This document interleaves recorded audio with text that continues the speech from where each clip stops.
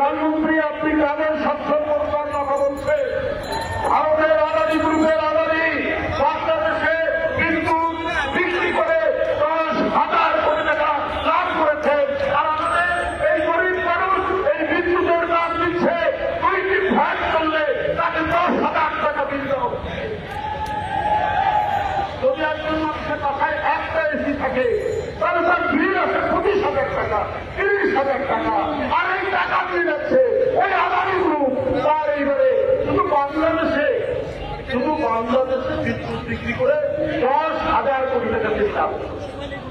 তাহলে আপনি সক্ষম করছেন তো ভারতের ব্যবসায়ীদেরকে, আপনার ঘনিষ্ঠ লোকদেরকে, তাদেরকে আপনি সক্ষম করছেন। বাংলাদেশের মানুষকে তো আপনি সক্ষম করছেন কোথায়? আদা বলেন, রসুন বলেন, সেটা দাম তো আবার হু করে বাড়বে, আপনি গরিব মানুষকে আরো গরিব করেন, সক্ষম কি করবেন? ওদেরকে প্রভাবিত করছেন আপনি। বন্ধুরা আমার, একটা দামি নির্বাচন হচ্ছে, এই বলে দামি নির্বাচন হচ্ছে। এই নির্বাচনের ব্যাপারে আমাদের কথা বলা যায়, আমরা এটা বর্জন করি।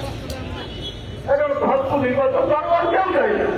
বিএনপি যে বর্জন করেছে এইটা জনগণ সমর্থন দিয়েছে।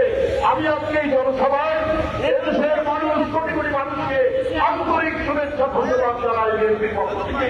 কারণ আরেকটি সাধারণ নির্বাচন, আরেকটি জাতীয় নির্বাচন, এই নির্বাচন তারা বর্জন করেছে। তারপরেও খবরের কাগজে দেখলাম এই নির্বাচনেও ভোট কেন্দ্র তো শূন্য, তারপরেই জালিয়াতি হয়েছে, প্রকাশ্য টাকা বিলিবন্টন হয়েছে।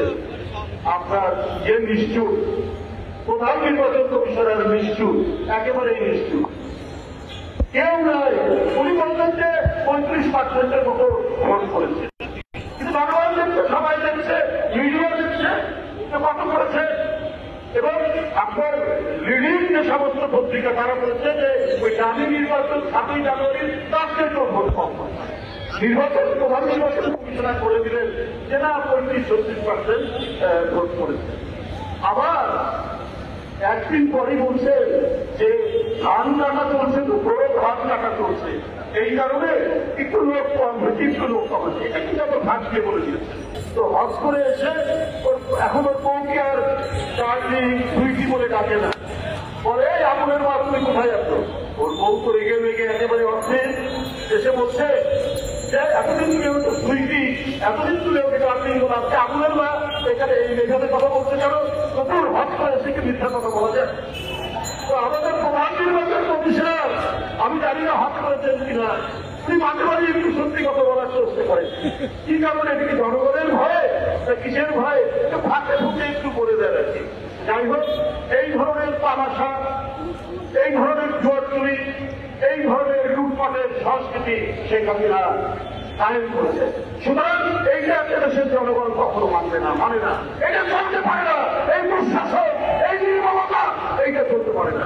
বন্ধুরা আমার, এর বিরুদ্ধে আমাদের ঐক্যবদ্ধ প্রতিরোধ